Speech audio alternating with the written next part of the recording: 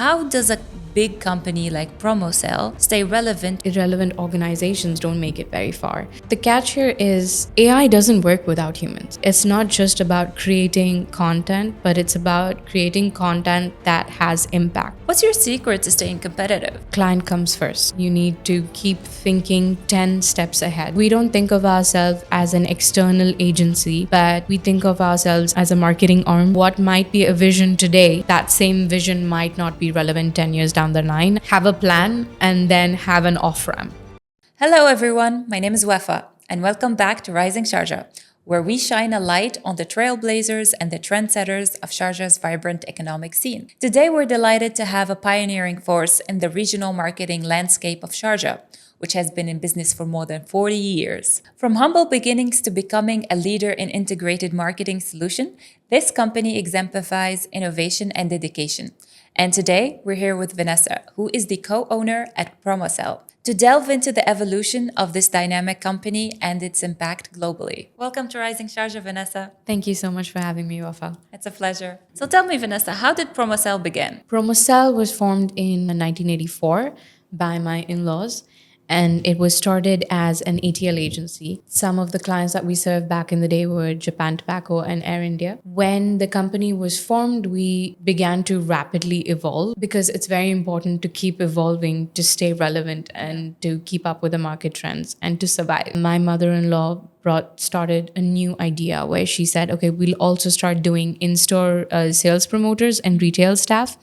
Her idea behind this, I think, was twofold. It was not only to fill a need or a gap in the market, but she also wanted to help university students or mothers who wanted to add additional income to their families and things like that. They could also then start doing in-store sales and in-store staff. And this is actually where I got my start as well with PromoCell. Wow. I started with in-store sales. I used to sell laptops in the mall and it put me through university. I was able to pay for my own university. And this was PromoCell, I think, for a lot of people. There's a lot of people I know who are in big places in companies right now who I've come up with about the same time, who've all had their start right here in PromoCell. And that's the beauty about this country, right? Yeah. It gives you opportunities. It gives you a start to your life and it gives you the ability to keep evolving. That's wonderful. I love that story about you starting just to pay for your college.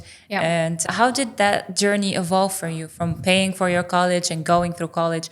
Did it end the relationship with PromoCell and got back again, or how did it go? So when I was done paying for my college, I decided that I wanted to sort of have a gap in between. I wanted to go on a holiday because I was doing this schedule where I would go to university in the mornings and then go and work in the mall from 2 to 10 and basically didn't have any time at all. I didn't have a gap year. So this was 4 years of my life, which I kept running it this way, and I decided I needed a break. When I went for my break and came back, one of the people from PromoCell, who was an account manager with PromoCell, called me and he said, hey, there's an opportunity.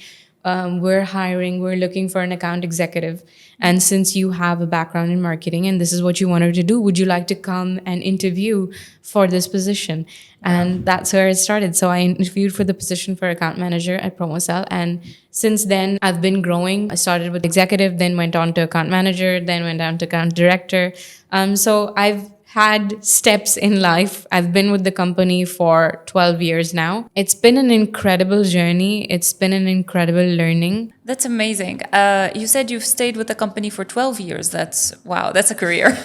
And the company has been around for 40 years. So you basically grew with the company. Yes. Can you tell me, how did PromoCell change and grow with, the rapid change from traditional marketing to digital marketing? And how did it impact the company? And how did the company stay relevant within all these changes? You have a very good point where you said, how did the company stay relevant? Yeah. I think the most important thing for any company or any industry is to stay relevant or to stay on top of the market. So the market is evolving, it's changing. And as an organization, if you don't stay on that trend and keep evolving and keep changing with what the market needs, I think that's when you become irrelevant. And irrelevant organizations don't make it very far. Yeah. So we've always tried to evolve and keep on the market trend, whether it was a digital transformation that was required, where we then got involved into social media campaigns, digital campaigns, or creation of apps that drove customer engagement. So that's the digital stage where we got into, to now where we are today in the world of AI, where you stay relevant by using or leveraging AI to deliver better campaigns to your clients. So I'm not saying replacing people in the organization with AI, but using AI to be more creative, to be more relevant, to be more productive. So you got to keep evolving in the way. So we started with a very traditional marketing. I remember my father-in-law telling me that when marketing started, everything was done by hand. So they would have to sketch their ideas, sketch their campaigns. So it was very focused, and you work on one client at a time because you didn't have that many tools, or the digital technology wasn't there to help you service more people at a time. So it was a very pure form of marketing where you did, I think they did spray painting just even to get their ideas out there or to present it to clients, to where we are here today at a point where we're probably doing 3 to 4 pitches in a week. That's how we've evolved and how we've stayed relevant. I love that you mentioned AI, because AI is now everywhere.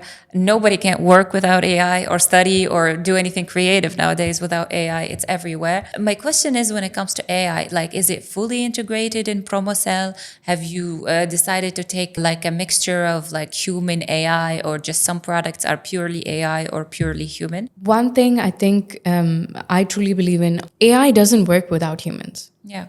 The ideas I can get out of AI and the ideas you can get out of AI will be two completely different things. So it is something they call the art of prompting. For example, you can say, I want a picture of a beach. And you get a picture of a beach. Yeah. It might be something. But you could also say, I want a watercolor of the beach. The sun is setting. There's shells on the shore.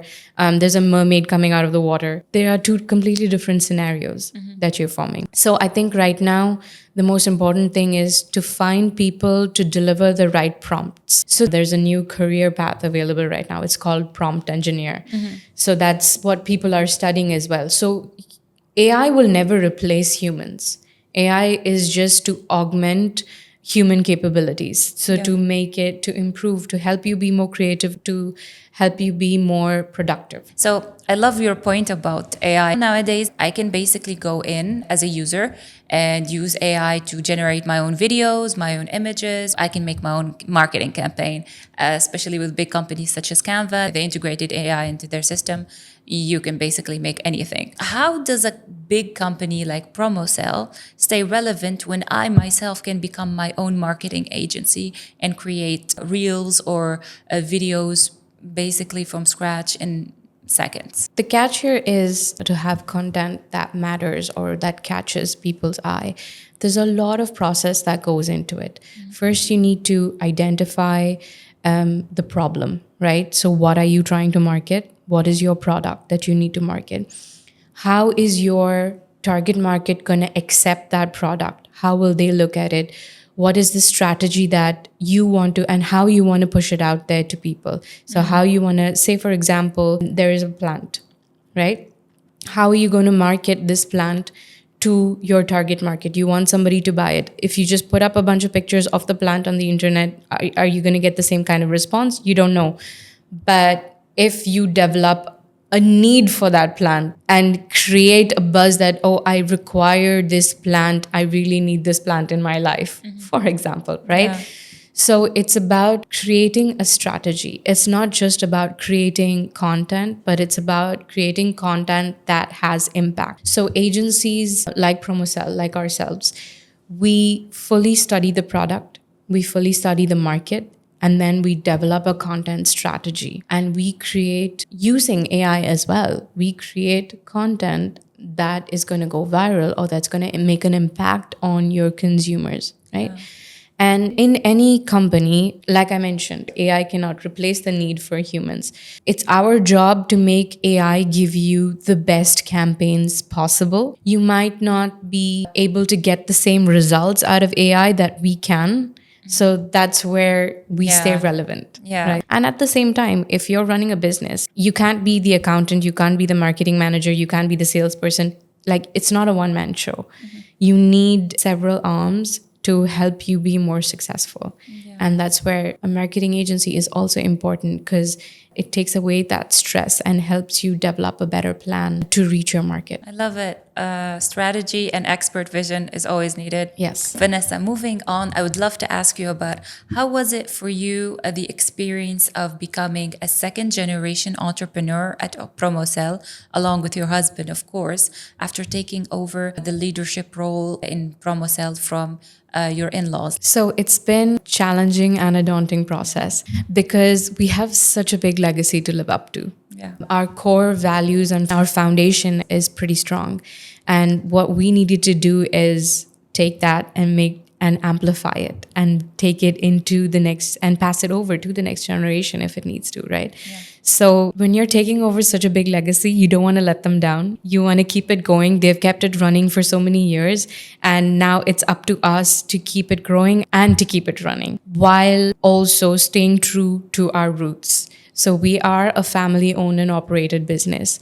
So we are very family oriented. Everyone in our organization, we are a family. Our core values are very strong. One is be kind to people, always create more jobs. Third is about client servicing. Client comes first. Maintaining these core values while still developing and growing is hard. It's a hard balance to have, which is what we keep trying to do every day. And in your journey in leading PromoCell, a lot of people have entered the market. How does PromoCell deal with that competition? Because a lot of these companies are only digital marketing or specialize in very specific things or rely heavily on AI to generate their clients. How does PromoCell stay on top? I know it's been on top, but how does it stay on top still? There are a lot of agencies in the market that, do very specific things, or there are also agencies that do one agency that does everything. How we stay relevant is we are here to solve a problem for our clients. So first, you identify what the problem is. I'll give you an example. We recently launched Copilot with Microsoft in the country, right? Nice. We solved a problem on all levels. Yeah. We did a digital activation, social media campaign. We did in-store activations as well, where we created custom pods that explained what Copilot was. We did influencer marketing campaigns where we liaise with influencers to get the campaign going. We did partner events where they brought B2B, their partners on, and we did partner events to spread the message about Copilot.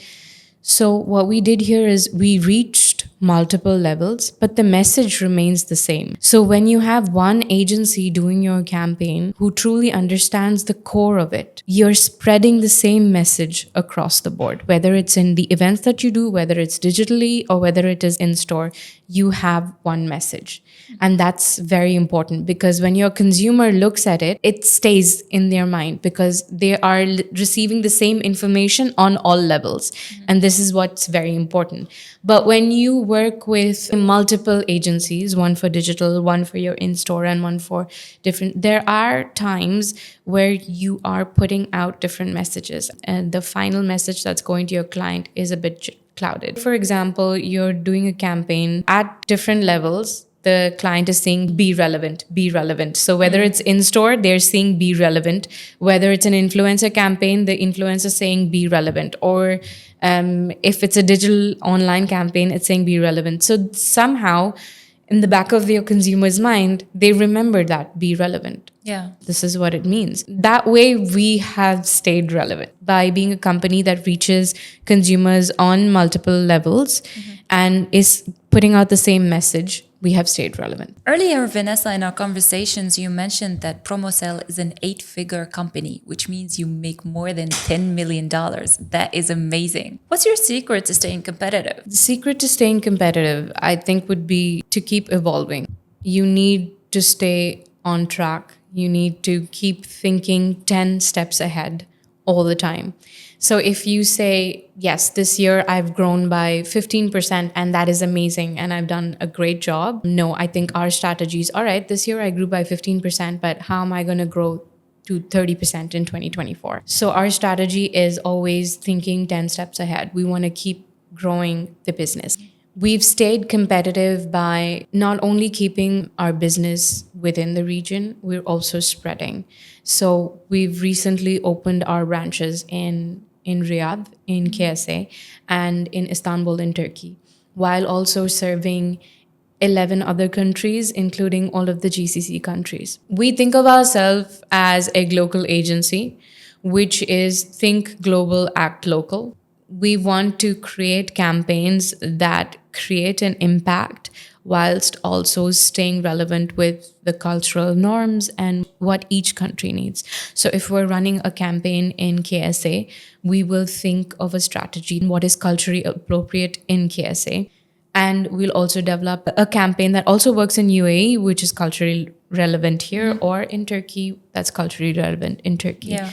So we're looking at growing and reaching multiple countries. Hopefully by next year, maybe South Africa. Our strategy is to keep building and keep reaching more markets. The more you expand, the more you grow. Yes. So, Vanessa, as the leader of PromoCell now, what are some of the changes that you have made to PromoCell that has made it significantly better, or in your opinion, have led it towards its vision? So I think some of the significant changes that we've made in the recent years is one, we've gone completely digital.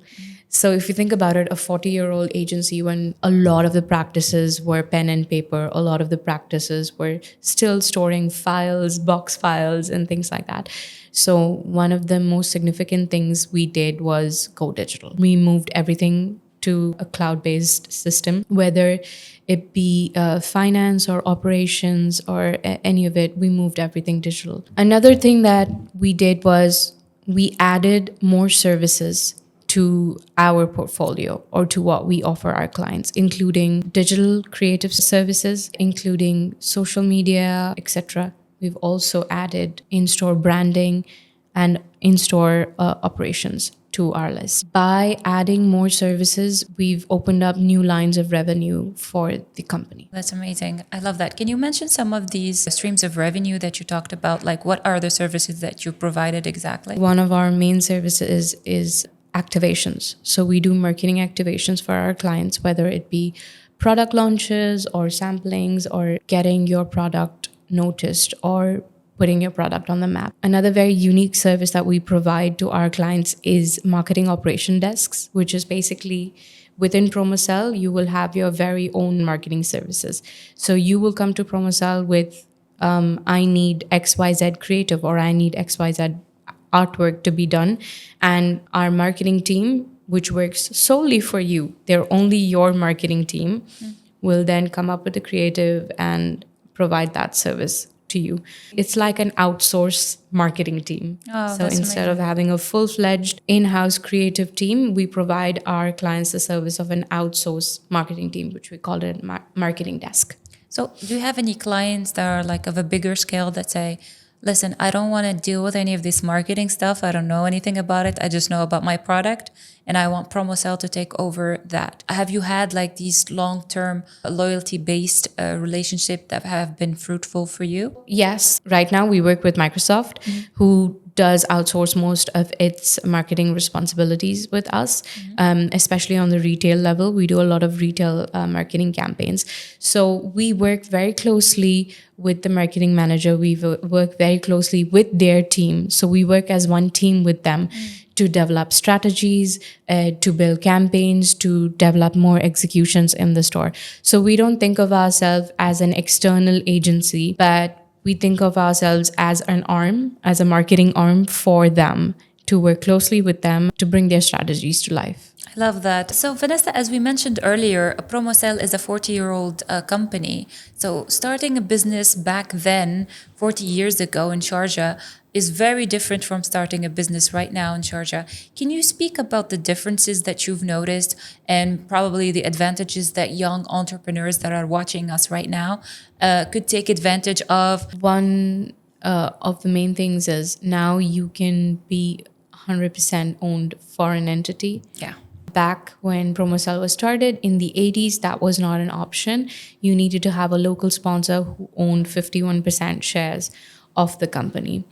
But now expats can own 100% of the business, which is a big thing because it gives you a lot of security as well. At the same time, you don't have to share profits, and also it makes you very secure that the business is owned by yourself. Another thing is that everything has now become digital. It's so easy to start a business in Yeah. Sharjah. Back in the day, they had to go to the government offices, wait in line, get documentation. Everything had to be in Arabic. So many barriers came in their way. I think you can open up a license in 48 hours now, Now or it's less. Instant, yes. Yeah. So I don't think that was the case back in the day. And there are so many activities available right now. You can start a business out of anything you can think of. Yeah. 2,000 plus business activities. 2,000 plus business activities. Yeah. But back then it was very specific. So we had marketing agency. That wasn't even a concept. There was no concept as marketing agency. So I remember some of the older license which I've looked to, it had promotional activities, leaflet distribution. Those were the kind of things that were on the licenses. One of the biggest challenges that entrepreneurs faced before was the huge costs involved in starting a business, right? So whether it was the license cost or the cost for a quota to start your visas, I think the cost was a huge factor. But now I think that has significantly gone down. It's much lower initial investment to start a company, which is a huge opportunity for people who are thinking about starting a business. When you have an idea, there are many ways to bring that into reality. Yeah, now the cost of like a business license is around 6,000 if you're going for a zero visa. And it's a lot easier. The process is more streamlined. Some free zones work at even 24/7, which is amazing. Like you can call up Everything 3 is a.m. digital. Hello, I want to open a everything is company. digital. Yeah. They're making it so easy for you to start a business. They're making it so easy for you to invest in the country, which is great. So you should take advantage of that opportunity. Exactly. I love it. So looking forward, Vanessa, where do you see PromoCell going in the next 10 years? Do you see the vision staying the same or changing? Can you elaborate? I would like to be in many more countries in the next 10 years. We'd like to reach more people in the next 10 years. But I want to stay relevant. I want to stay up to date with the market trends. So what might be a vision today, that same vision might not be relevant 10 years down the line. And I know that. So my goal for PromoCell is to stay relevant with the existing market conditions and keep growing in the direction that the market goes. So, for example, we had to completely pivot and change our strategy post-COVID. Yeah. Who thought COVID was going to happen? None of us did, right? The goals or the visions that we had for the company before 2020 were different. But the goals and visions that we have for the company now are completely different. And finally, to conclude, what are your 3 top tips for entrepreneurs that are starting in Sharjah? One, do your research on what kind of business activities that you want to do. Like you mentioned, there's over 2,500 different business activities. So once you have your idea, do your research and see which category you fit into exactly so that you get the right kind of options on your license. And you don't have to pick just one. You can choose multiple options and always keep as many as possible because you might want to pivot, you might want to grow. So keep as many as you possibly can on your license. Second, find the right place where your business would be relevant. For example, you want to be in Media City or you want to be in a different free zone, like depending on what kind of this thing you have, where you should be placed, whether you want to be completely digital or online, is that where they're going to reach you? Or are they going to reach you in your offices? You need to decide where you're going to be placed. Third is have a plan and then have an off-ramp. Can you elaborate? So have an off-ramp is, say you set yourself a goal. I'm going to hit this, but always have an off-ramp to your track. Plan A, plan B? No, it's something that can go parallelly. Say your plan A is not working. You're going in one particular direction. You're headed on the highway. But in between, you might need to stop for a snack. Mm-hmm. So always have an off-ramp to your plan. So always leave multiple channels in your goals so that you can pivot, change direction, change course if you have to.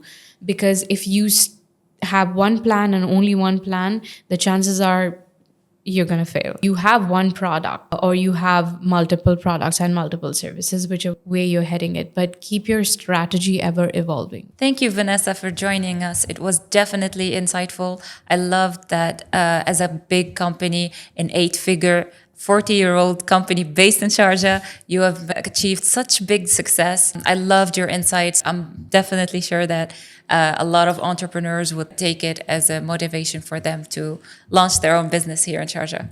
Thank you. Thank you. It was really nice being here, and it was really nice sharing some ideas with you. We had a wonderful conversation.